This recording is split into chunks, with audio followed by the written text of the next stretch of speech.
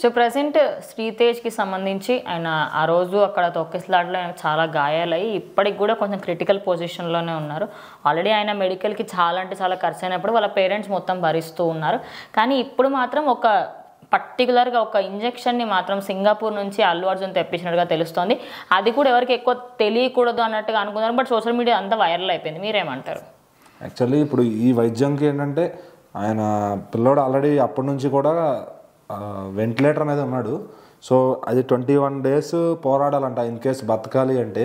So అది వాళ్ళకి కావాల్సిన డోసేజ్ ఇస్తూ వాళ్ళు బతికించడానికి ప్రయత్నాలు చేస్తున్నారు. సో ఎంత ట్రీట్మెంట్ అయినా అల్లు అర్జున్ గారు భరిస్తానని చెప్పి వాళ్ళ ఫాదర్కి అయితే ప్రామిస్ చేశారనమాట.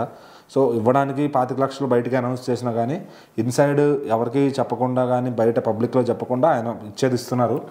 సో రీసెంట్గా ఒక మెడిసిన్ 4 లక్షలు ఖరీదైంది. ఇప్పుడు వాళ్ళు 4 లక్షలు అంటే పెట్టుకోలేరు. సో ఎందుకంటే పిల్లవాడిని బతికించాలనే తాపత్రయం ఉంటుంది కానీ డబ్బులు ఎక్కడ తేవాలి.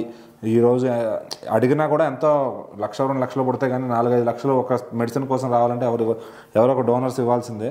సో ఆ విషయం తెలుసుకుని అల్లు అర్జున్ గారు డైలీ 2 daysకి ఒకసారి ఆయన హెల్త్ అబ్జర్వేషన్ ఆ పిల్లోడిది వాళ్ళ టీంతో గమనించుకుంటూ ఉన్నారు.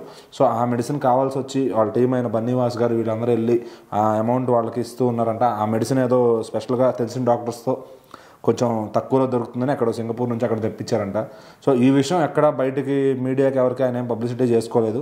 ఎందుకంటే ఆ 25 లక్షలు ఇచ్చాడనే దానికి ఇచ్చినందుకు ఒక మాట ఇవ్వకపోతే ఒక మాట అన్నారు. సో ఇక ఈ పిల్లోడు లెగిసే వరకు ఆయన ప్రయత్నం ఆయన చేస్తా అని టీంతో రోజు దాన్ని ఏమంటారు గమనించుకుంటూ ఉన్నారనమాట. అవును, పుష్ప పార్ట్ 2కి సంబంధించి. సో ఎందుకంటే మళ్ళీ ఆ పిల్లోడికి ఏదన్నా అయితే మళ్ళీ దానిపైన కూడా మళ్ళీ న్యూస్ మళ్ళీ ఆయనకి చాలా ఎదుర్కోవాల్సి వస్తుంది. ఇప్పుడు యాక్చువల్లీ ఇంకా ఎక్కువ రావచ్చు. బికాస్ ట్రీట్మెంట్ మీరు అంత చేపిస్తున్నారు, మీ దగ్గర అన్ని పైసలు ఉండి కూడా మంచి చేపినట్టున్నారు అని చెప్పి అట్లా కూడా అంటారు.